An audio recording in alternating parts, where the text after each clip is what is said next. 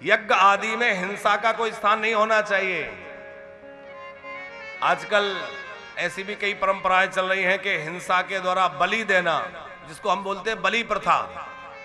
ये बलि की प्रथा जो है प्राचीन काल से भी चली आ रही है, लेकिन ये कभी भी प्रशंसनीय नहीं रही। आप लोग, क्योंकि ये बात हम इसलिए कह रहे हैं, लोग कहेंगे कि महाराज जी तो पहले भी होता था, पर कौन करता था? रावण जैसे लोग, मेघनाथ जैसे लोग करते थे।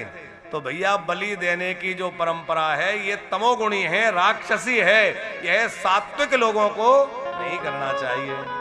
सात्विक लोगों को तो ऐसा यज्ञ करना चाहिए, हम लोग कर रहे हैं। बढ़िया देसी गैया मैया का घी, साकल्य आदि जौ तिल मिला करके और बड़ी सुंदर हवनीय सामग्री जो है उनको लेकर के, औषधियों का मिश्रण करके, उनका समर्पण करके उनको प्रदान करना चाहिए अग्नि में।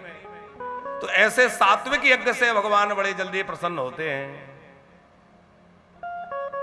देखो पूजा 3 प्रकार से है, सत्वगुणी, रजोगुणी और तमोगुणी। सत्वगुणी पूजा जो है वो कौन सी है?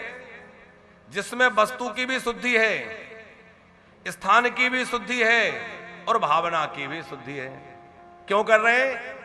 तो भावना क्या है? लोक मंगल के लिए जो कार्य किया जा रहा हो। सामग्री की भी शुद्धि है, स्थान की भी शुद्धि है। हम लोगों को भगवान की कृपा से ये बढ़िया संयोग मिला के देखो, भूमि भी शुद्ध है, वृंदावन की भूमि है, ब्रज भूमि में बैठ के हो रहा है। अभी महाराज जी ने कहा तो भूमि की भी शुद्धि है। भगवत कृपा से पूरा प्रयास किया जा रहा है कि सामग्री की भी शुद्धि रहे और भावना भी शुद्ध ये है कि भैया सब भक्तों का कल्याण हो, विश्व का मंगल हो, सबका आनंद हो। किसी को नीचा दिखाना, किसी को परेशान करना, किसी के ऊपर कोई तंत्र मंत्र करना, ये तो कोई इसका प्रयोजन नहीं है। तो सात्विक पूजा वह है जो केवल भगवान की प्रसन्नता के लिए अथवा लोक मंगल के लिए किया जाए, वह सात्विक पूजा है, वह सात्विक यज्ञ है। फिर है राजसी यज्ञ। राजसी यज्ञ किस लिए किया जाता है? बोले जिसमें रजोगुणी भाव से कोई अनेक प्रकार के भोगों की प्राप्ति की लालसा के सहित अपने वैभव के अनुसार जो पूजा करता है उसको राजसी पूजा कहते हैं, राजसी यज्ञ कहते हैं। और तमोगुणी यज्ञ वो है जो दूसरे का अहित करने के लिए अथवा किसी और को नीचा दिखाने के लिए किया जा रहा हो, पूजा की जा रही हो। अमुक मोहल्ले में इतनी बड़ी झांकी बैठी है तो हम और ज्यादा बड़ी बिठाएंगे ताकि हमारा नाम और ज्यादा ऊंचा हो। वहां की झांकी को हम फैल कर देंगे, तो वहां की देवी जी को फैल कर रहे हो है? जिन देवी की पूजा कर रहे हो उन्हीं देवी को छोटा दिखाना चाह रहे हो। तो भैया जहां किसी को नीचा दिखाने की भावना हो, किसी का अहित करने की भावना हो और जहां सामग्री की भी शुद्धि ना हो और स्थान की भी शुद्धि ना हो, वो तमोगुणी यज्ञ कहलाता है, तामसी पूजा कहलाती है। अब जो हिंसा वाली पूजा है, हिंसा वाले यज्ञ, उनमें वस्तु की शुद्धि नहीं रही, हिंसा करके जीव को मार के उसमें चढ़ाया जा रहा है, पर भावनाओं की भी शुद्धि नहीं रहती, तो वो तमोगुणी पूजा है। और तमोगुणी पूजा से व्यक्ति को तात्कालिक कुछ लाभ तो प्राप्त हो सकता है, पर उसकी सदगति कभी नहीं हो सकती। सदगति कब होगी? जब अनुराग सहित भगवान का सात्विक भाव से पूजन करेंगे। अरे आप कहते हो बलि, भगवान को तो आप जो है सबरी की तरह झूठे बेर भी खिला दो तो वो प्रसन्न है? अरे बिदुरानी की तरह केले के छिलके भी पवा दो तो वो प्रसन्न है। अब आप कहेंगे भगवान को पर हम भी झूठे ही बेर खिलाएंगे, झूठे भी वो खा लेंगे लेकिन सबरी जैसा भाव हो। अच्छा, झूठे बेर का मतलब पता है? कई लोग ये समझते हैं कि चख चख के उसने हर बेर को चखा होगा और दिया होगा, तो ऐसे थोड़ी चखा होगा। क्यों शर्मा जी? झूठे बेर का मतलब ये हो सकता है कि इस बेरी के बेर कैसे हैं। एक पेड़ के 1-2 बेर चख के देख लिए तो पता लग गया कि इस पेड़ के फल मीठे हैं, इसके खट्टे हैं, तो इस तरह के झूठे होंगे।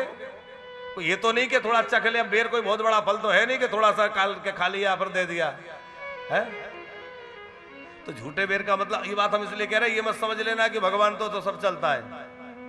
वो चलता कब है? जब आपके अंदर इतनी दिव्य भावना हो कि आप शरीर संसार से पूरी तरह मन को हटा के पूरा मन वहां लगा चुके हो, आपको शरीर की सुध ही नहीं है कि क्या हो रहा है।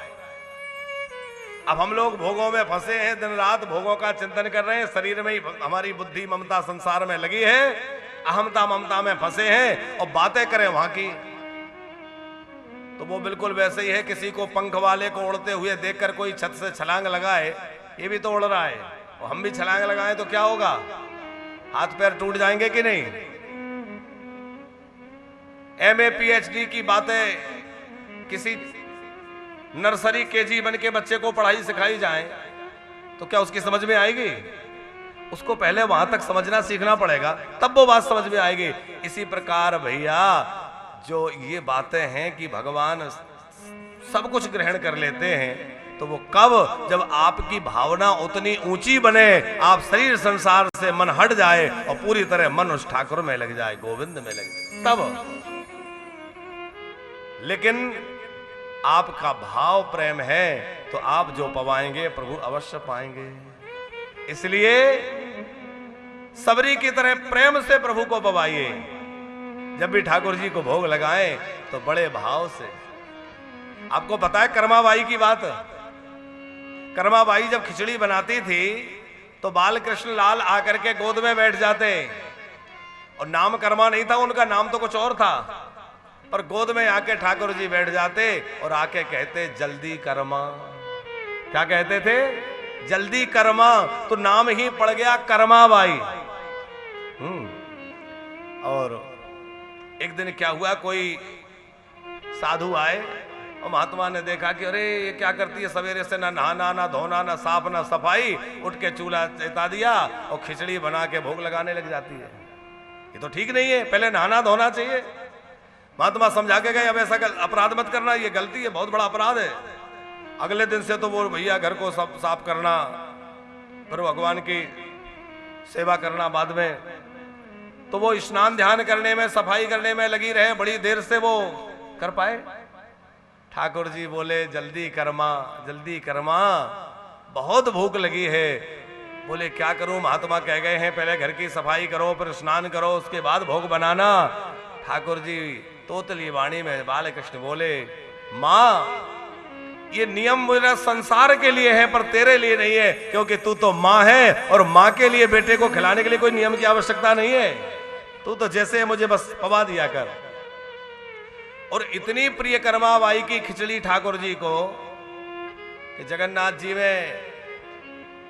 जी को भोग लगता है तो जगन्नाथ जी में इतने भोग रखे जाते हैं, पर वो भोग प्रभु बाद में पाते हैं, पहले कर्माबाई की खिचड़ी पाने जाते हैं।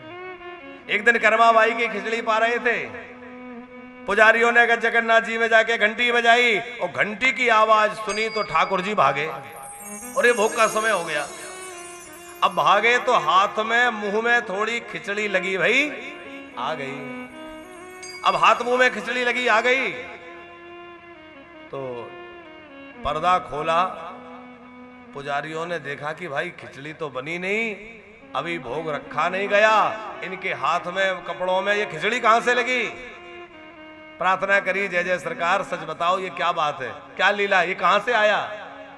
तब ठाकुर जी ने, इसी कलयुग की घटना है, प्रकट हो गए, कहा कि मुझे कर्माबाई की खिचड़ी बहुत प्यारी लगती है, जब तक वो ना खा लो तुम कितना भी कुछ खिलाओ मेरी तृप्ति होती ही नहीं है। कर्माबाई की खिचड़ी के लिए मैं भाग के जाता हूं।